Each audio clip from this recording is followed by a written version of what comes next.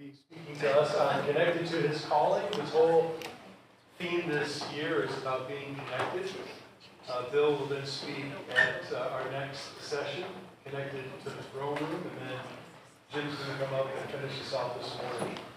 So we're very blessed to have this family here at the Waterford Congregation, and I'm grateful for the tradition that we've had here to have Spring Connection, Fall Renewal, to come together for special opportunities to gather to learn more about our King. So thank you for being here. Really appreciate that. We'll get started with a prayer. Father, thank you so much for blessing us with this opportunity to have this beautiful day, this wonderful gathering, the snacks that we've had to spend some time fellowshipping and reconnecting.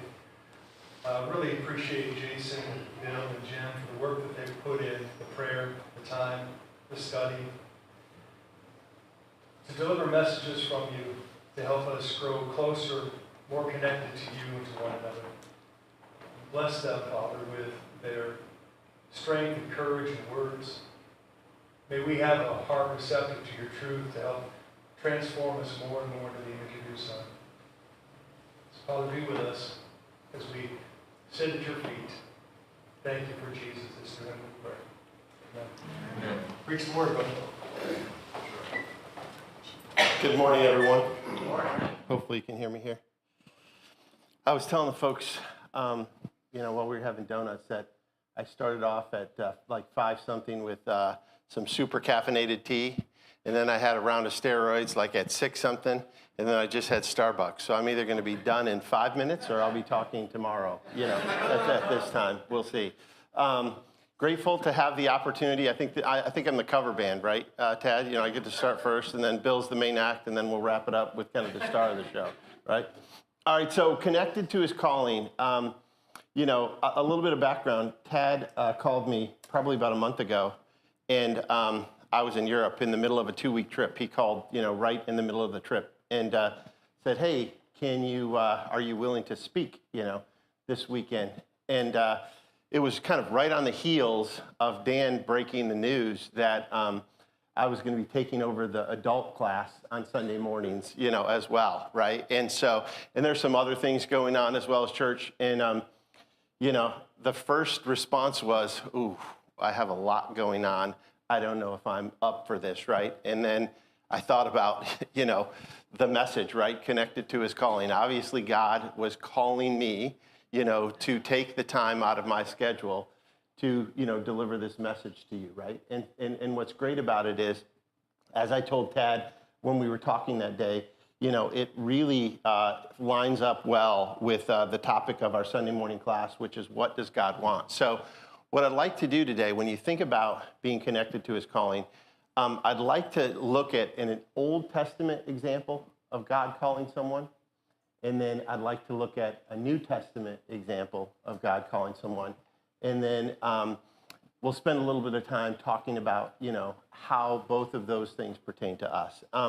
As I was studying and I was looking at both New and Old Testament, I'll say characters, right, or events that I wanted to use to talk about how God calls his people, I really noticed a pretty common framework that showed up each time God called someone to do something. So what I'd like to do is maybe start by laying out that particular framework, or you could call it a lens that we look through, and then we'll go through the examples. So the first thing I noticed, and there's 6 of these here, right?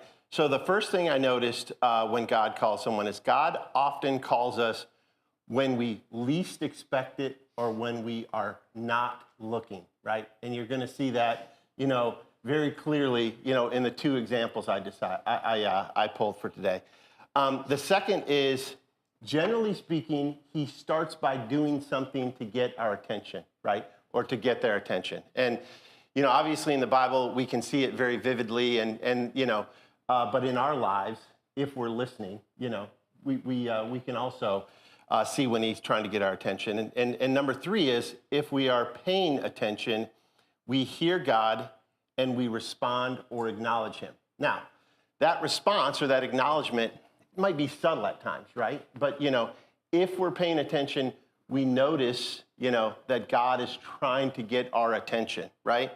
And this is where it kind of breaks down into action. So after we acknowledge him, he often will reveal what he wants from us, right? Now, we know that, sometimes it's not clear, and sometimes it requires a lot of prayer. Sometimes it requires seeking counsel from other brothers and sisters. But if we stay persistent, he will reveal what he wants from us. And so number 5, once he reveals what he wants from us, we have a choice. And the choices are, sometimes we may initially doubt that we have the ability to do what he wants us to do, right? And so that might be something as simple as, you've been asked to teach a class, and maybe you doubt, do you have the ability? Do you have the knowledge, right? You may be asked to assist with a ministry, at church, and you may go, okay, do I have time? Do I have the experience? So there may be some doubt as to whether or not, you can find both the time or the energy, or you have the capability to do it. Sometimes we can simply ignore his calling, right? Like, we can just pretend as though it didn't happen, or we can move on, and allow the noise of life to prevent us from responding. And then other times, and this you'll see this in the Newest Testament example, we can jump in with both feet, right? So we just kind of jump in. I'm going to do it. I'm going to figure it out. I don't really know, but, I'm going to trust that if I've been asked to do this, that, God will give me the strength, the energy, the knowledge, the ability to see it through. And the 6th piece, the number 6 here, and this is important, is even when we respond to his calling, things may not turn out as we hoped or planned, but we have to trust that God used us for the purpose he intended, right? And so we're going to start off in Exodus 3 this morning. And, all of you who have been in the church know what we read in Exodus 3. So we're going to start off by taking a look at God calling Moses, right? So Exodus 3, we're going to start in verse 1. And once again, we're going to look at this through the lens of the 6 questions that I just mentioned. I'm going to get my phone up here so I can make sure that I know what time it is. So we're going to start off in verse 1, and we're going to kind of jump around here a bit. So verse 1 reads, "Now Moses was tending the flock of Jethro, his father-in-law, the priest of Midian, and he led the flock to the far side of the wilderness and came to Horeb, the mountain of God." So if you think about that, Moses probably started that day just like every other day, right? He woke up. I don't know what his morning routine was, if he got Starbucks, if he had a bagel, but he started that day, probably the same way he started every other day, right? Most of us have a morning routine. And little did he know, what was going to transpire, over the next few hours, right? So once again, when we're called, we may wake up, go through our normal routine, and, we may receive some calling at some point that we never expected or never were looking for. So we move to verse 2. "There, the angel of the Lord appeared to him in flames of fire from within a bush. Moses saw, though the bush was on fire, it did not burn up." So God got Moses' attention, right? Now, we don't often see, burning bushes or things of that nature. At least I haven't seen any, any time, in the recent past. But, God took action at the time to capture Moses' attention and really to get him to kind of inquire, right? He kind of primed him to be ready for what was to follow. So if we look at verses 3 and 4, once God had Moses' attention, we read in verses 3 and 4, "So Moses thought, I will go over and see this strange sight, why the bush does not burn up. When the Lord saw that he had gone over to look, God called to him within the bush, 'Moses, Moses.' And Moses said, 'Here I am.'" So this is kind of the first, step here, right? So, Moses was going about his day. There was an event that occurred that piqued his interest. And then God took a specific action to kind of draw him in so he could then, really in this particular case, as we look at verses 5 through 10, which we'll cover in a minute, reveal to him exactly what he wanted, right? So what we're going to do now is we're going to look at how God revealed to him what he wanted, how he called Moses, and then we're going to look at how Moses responded to that. So starting in verse 5 and going through verse 10, do not come any closer, God said. Take off your sandals, for the place where you are standing is holy ground. Then he said, I am the God of your father, the God of Abraham, the God of Isaac, the God of Jacob. At this, Moses hid his face because he was afraid to look at God. The Lord said, I have indeed seen the misery of my people in Egypt. I have heard them crying out because of their slave drivers, and I am concerned about their suffering. So I have come down to rescue them from the hand of the Egyptians and bring them out to the land, into a good and spacious land, land flowing with milk and honey. And I'm going to jump to verse 9. Actually, I'm going to just kind of jump to verse 10. And he said, so now go, I am sending you to Pharaoh to bring my people, the Israelites, out of Egypt. So God grabbed Moses' attention.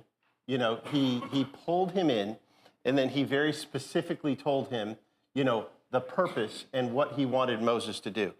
Now, so once again, now we're looking at, you know, we're now down to number 5, right? So we've gone through kind of the first 4 that we typically see, and now Moses has a choice, right? And so, you know, when we get to Moses' choice, it's funny, as I was studying for this, think about it. So you have the God of the universe who's individually engaged you in an interaction, right? Is speaking to you through, you know, this interaction. And really, does it get any more credible than that, by the way? Like, does it get any more clear than that? And obviously Moses knew who he was, right? He hid his face from him. And so what is Moses' response in verse 11? But Moses said to God, who am I that I should go to Pharaoh and bring the Israelites out of Egypt? So Moses' first response when being called was to doubt his ability, right? His very first response is, you know, I am not capable of doing what God very clearly asked him, right? And what I take away from here is it's okay to doubt, you know? I mean, you're going to have doubts, right? When and if you're called upon, right? And the key is not, you know, do you doubt, right? And we're not going to go through, you know, all of the different, you know, back and forth between the end of chapter 3 and the first, you know, 17 verses of chapter 4. But, you know, Moses worked through that doubt, and God helped him work through that doubt, right? And in the case of us, when and if we're called, we may need to work through that doubt, right? And that doubt may come through, you know, additional prayer.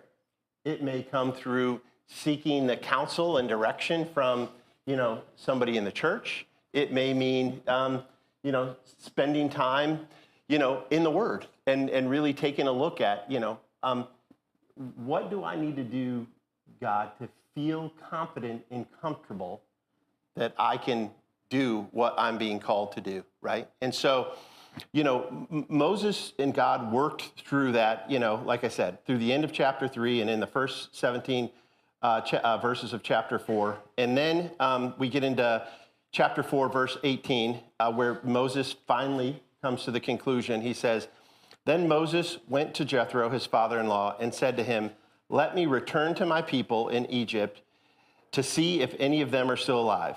Jethro said, go, and I wish you well. So, you know, I think it's important to recognize, and I want to drive home, sometimes we have to work through the internal doubt that we have, right?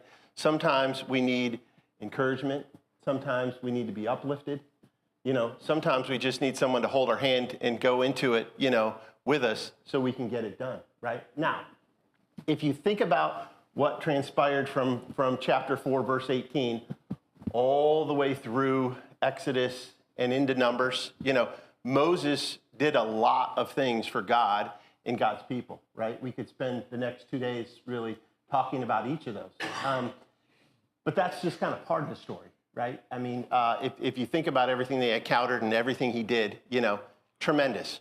But if you skip forward to Deuteronomy 32, and if we start in verse 48, and now, by the way, we're on number 6 here, that even when we respond to his calling, things may not turn out how we think or how we want them to turn out. So I'm gonna start in verse 48 of Deuteronomy 32. So on the same day, the Lord told Moses, go up into Abraham range to Mount Nebo in Moab, across from Jericho, and view Canaan, the land I'm giving the Israelites as their own possession.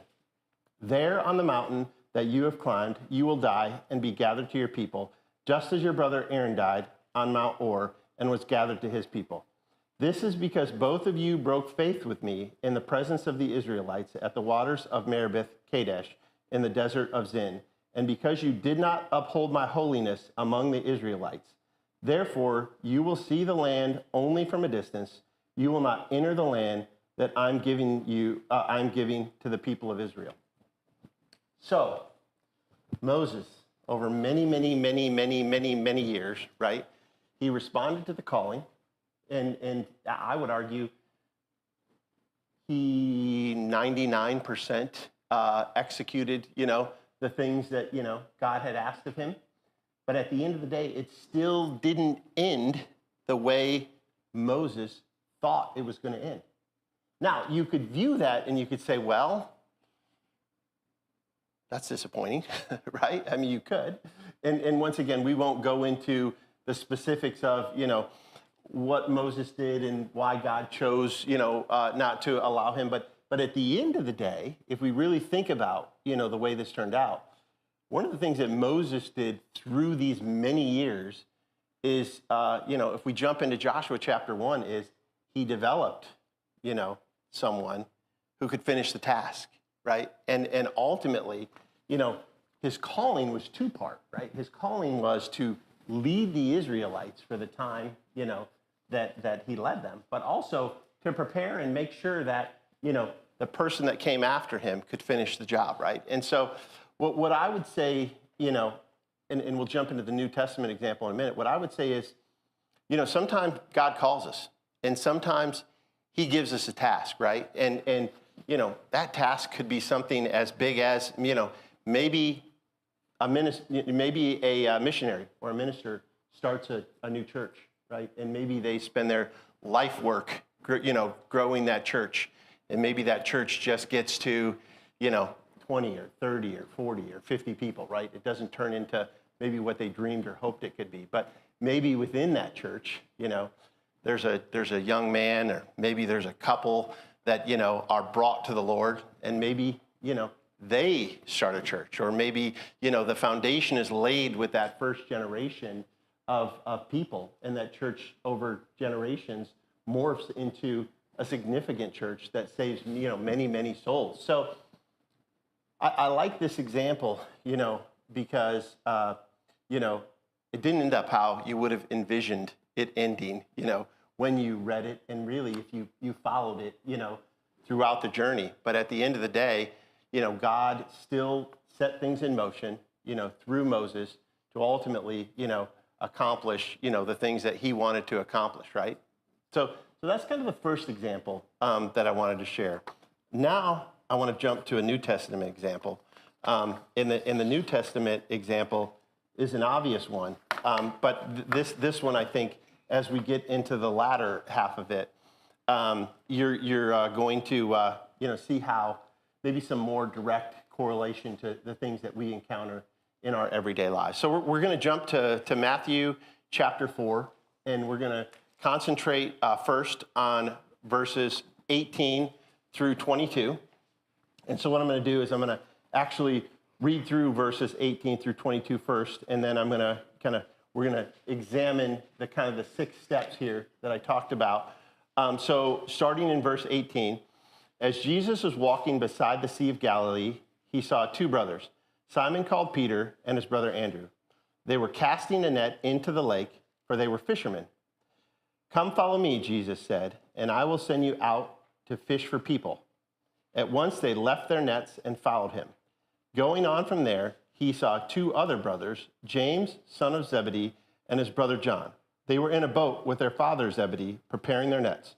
Jesus called them, and immediately they left their boat and their father and followed him. So if we go back to kind of step one here, and that is God often calls us when we least expect it or aren't looking. These gentlemen were out fishing for the day, right? They woke up, they knew that, maybe the water was calm, maybe it looked like it was going to be a good day for fishing.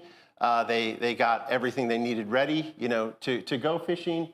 And lo and behold, Jesus shows up a few hours later and calls them, to him, right? So probably the last thing that they expected, that would happen to them that day or any day. And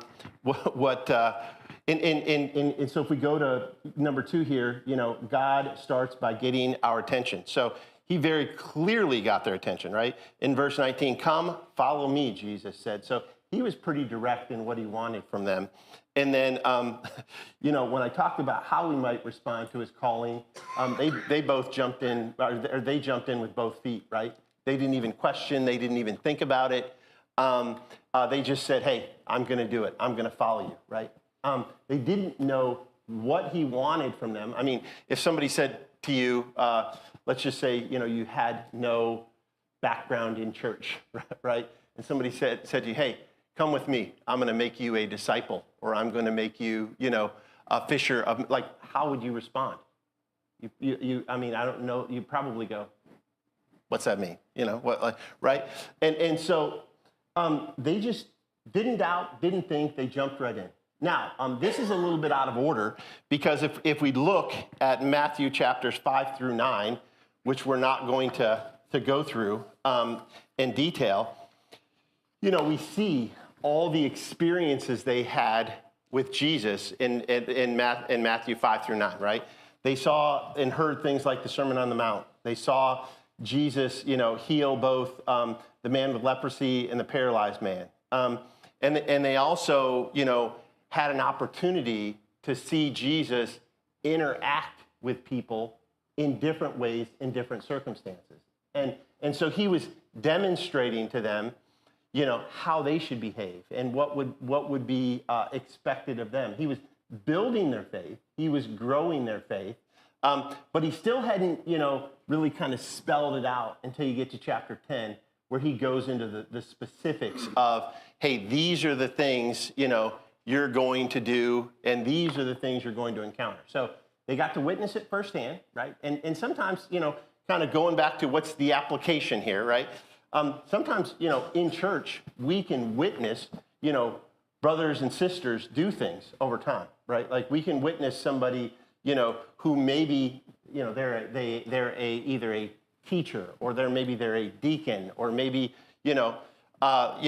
in my case, I have the opportunity to see Dan, my father-in-law, as an elder, and how he handles things. So, there are times where God may be preparing or is preparing us for stuff, and, we just have to listen and pay attention to what others around us are doing, and we can take note, and we can be prepared that way for when we're actually called, right?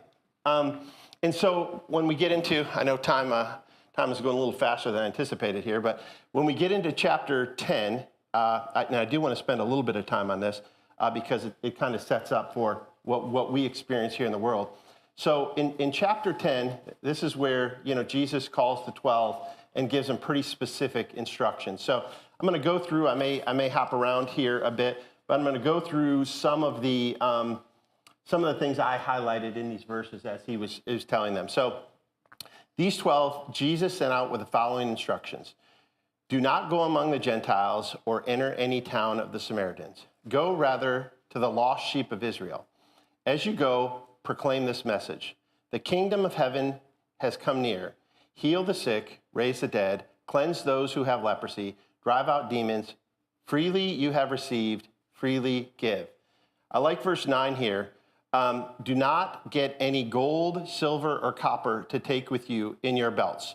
No bag for your journey, or extra shirt, or sandals, or staff, for the worker is worth his keep. So he's telling them, trust me, go do what I'm asking you to do, and you'll be taken care of along the way, right? And oftentimes when we're called, we have to trust God, because we're going to put ourselves out there and do things that we may not be comfortable doing. And in some cases, we may have to expose ourselves in ways that, we wouldn't be comfortable exposing ourselves in front of others, right? And then he goes on to say, whatever town or village you enter, search there for some worthy person and stay at their house until you leave. As you enter the home, give it your greeting. If the home is deserving, let your peace rest on it. If it is not, let your peace return to you. And then I'll read just a couple of closing verses here. I'm sending you out like sheep among wolves. Therefore, be as shrewd as snakes and as innocent as doves. Be on your guard. You will be handed over to the local councils and be flogged in synagogues. On my account, you will be brought before governors and kings as witnesses to them and to the Gentiles. But when they arrest you, do not worry about what they say or how they say it. At the time you will be given what to say, for it will not be you speaking, but the Spirit of your Father speaking with you. So we can take comfort in that as we face the challenges associated with being called, right? And I haven't talked much about this, but maybe that calling is to minister to somebody, that you wouldn't have the opportunity to minister to otherwise. Maybe it's someone in the workplace, maybe it's someone that you run into on the street, right? When you do that, you're opening yourself up, right? You don't know how they're going to respond. You don't know if, you're going to have the right words to say, what they may come at you with at the time. But know that, I think the takeaway here is, God is here for us when we are responding to his calling and when we're asked to be called, and when we're called. And there may be times where, we don't have all the right answers, but we have to trust that if we stay with it, if we study, and in some cases, you might have to pull someone else in, you'll find the answers, right? And not every person that you share the word with is going to come to Christ, right? Like not every task that you take on, here at the church, is going to turn out exactly like you want it, But at the end of the day, we have to look at, what did God want from me? Did I obey and respond? And ultimately, where did I take it relative to, where it was? Did I make it better? Did I keep it the same? How did I, fulfill what he wanted from me? And I like to think of it, as this. I had this thought. This is something I kind of share in my class in the next couple of weeks. So, when I'm faced with, something like speaking, in front of you today or teaching a class, I often think about what has God blessed me with, right? And by that, I mean, what capabilities has he given me, right? Like, I think he's probably given me a reasonably good, ability to communicate. He's given me a reasonably good ability to read and discern, information and communicate it back to you. I want to feel good. If I was standing before God, I want to be able to say, I took what you gave me, God, and I used it for the best, to the best of my ability for you, right? And so when we think about being called, we need to think about, like, what has God blessed you with? What is God asking you to do? And could you look in the face of God and say, God, I did everything I could do, like you equipped me with all these things, God, and I relied on you for guidance. I relied on you for direction. I used everything that you gave me, God, to do what I was asked to do, right? And if you could face God and say it with that confidence, and if you could answer that, then you've responded to his calling, right? Like if you can't, then you have to ask yourself, like, what more could you do, right? Like, what more could you do? So I've got, 7 minutes here left. I want to go through briefly some observations of what the disciples encountered, as they were spreading the word, right? As they were really responding to his calling throughout, their lives, post-resurrection, right? And I want to share this because I think these things are all relevant to us, as we respond to the calling. Now, most of them are external things that we would face, but I think it's worth noting all of them, right? So, So the first is, they experienced persecution and hostility. The disciples encountered opposition from religious authorities, from Roman officials. They were threatened, beaten, imprisoned, and martyred, for preaching the gospel, right? Now, we may, and certainly in the world, Christians today face persecution and hostility, as you spread the word. And that's okay. God never said it's going to be fun or comfortable or enjoyable all the time, right? But they knew the task at hand, and they lived it each and every day. Second, they faced doubt and fear. Despite witnessing Jesus' miracles, the disciples struggled with doubt and fear. For example, Peter briefly walked on water, but then he sank due to fear. Some doubted Jesus' resurrection until they saw it in person, and their faith was tested with Jesus' arrest and his crucifixion. And keep in mind, some of them thought, right, he was there to establish a physical kingdom on earth, right? And so they had these preconceived perceptions, right? And those preconceived conceptions led to that doubt and that fear. And so sometimes we have to address our preconceived conceptions up front so we can minimize that doubt and fear. But know that as you're called, you're often going to face doubt and fear. And then a few more before I wrap it up. There were internal struggles and misunderstandings. The disciples often misunderstood Jesus' teaching, such as his predictions of his death and resurrection. They argued over who was the greatest among them, showing pride and a lack of grasp of Jesus' emphasis on humility and servanthood. And this is one where I want to touch on for a minute, and this is something I'm going to talk about in my class in a couple of weeks. So I think it's really important. I've made a few observations in the last 30 days where maybe some things that were said or some things that were done that were not intentional, and people took offense to it, right? Or maybe someone has a personal feeling or opinion about another individual, and they allow that to influence how they perceive that individual. And that's within the church here, okay, right?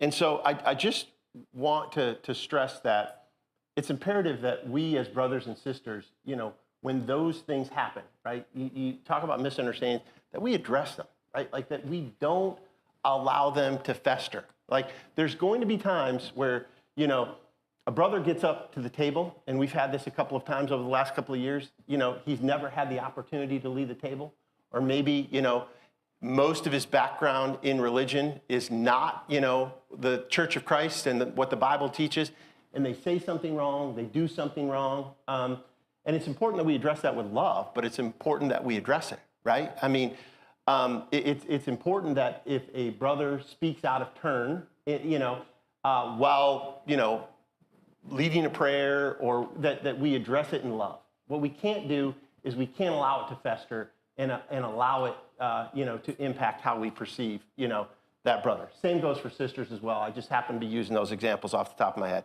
And the final couple here are, they faced culture and social barriers. Spreading the gospel required overcoming cultural divides, such as between the Jews and Gentiles. And so it's critical to realize that we all come from different places, right? And so, you are going to face, especially here in Michigan, right? There's such a diverse group of people here, that you're going to face people who come from a completely different world, that you come from. And it's going to be important to understand where they come from, but know that at the end of the day, you can still overcome that, to share the gospel. It's going to require personal sacrifice. Following Jesus demanded leaving behind livelihoods, families, and comforts. And then finally, it's going to require leadership and responsibility. And I'll kind of close, with this thought, right? So we all have some form of leadership inside of us, right? Now, you might be a quiet leader where, you just kind of dig in and get it done, right? And that might be, I think of Jack. If you think of Jack, could we have a meal? Could we have a class? Could we do the things that we do out here in the fellowship hall without Jack, who tears down and sets up, without complaint, without, he just does it, That is leadership, right? Now, Jack never asks for anything. He just does it, right? And it's a great example for all of us. There are things we can do in this church that doesn't require you to be up here. It doesn't require you to be in the classroom, but you can serve the Lord, right? And that's a good service because we do a lot out here each and every week with meals, with classes, like we did this morning. So leadership always isn't in the form of standing, where I am today, but, God calls all of us to do something, right? And I would challenge you to ask yourself, like, what has God called you to do for his church, okay? One of the things I said in class last week, and this is kind of a spin on it, is if we aren't asking ourselves every day, what does God want from me? We're probably not growing spiritually, right? Even if you're reading your Bible, every day, right? If you're not thinking about, what you just read and how that applies to you and how you can change your life to be more like Christ, you're probably not growing. Well, the same thing goes, for the topics today, and that is like, how is God calling you, and what are you doing to respond? So with that, I think I'll wrap it up. Brother Bill's going to come up here in a few minutes. I thank you for your time this morning. Appreciate it.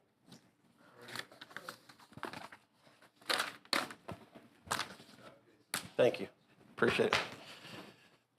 Smell really good. My wife deserves all the credit. All right, let's close with a prayer, and then we're going to take about 10 minutes, go out and refresh your coffee, grab a quick donut, and we'll come back in here we'll try to get back in here around 1:45-ish to start our next session.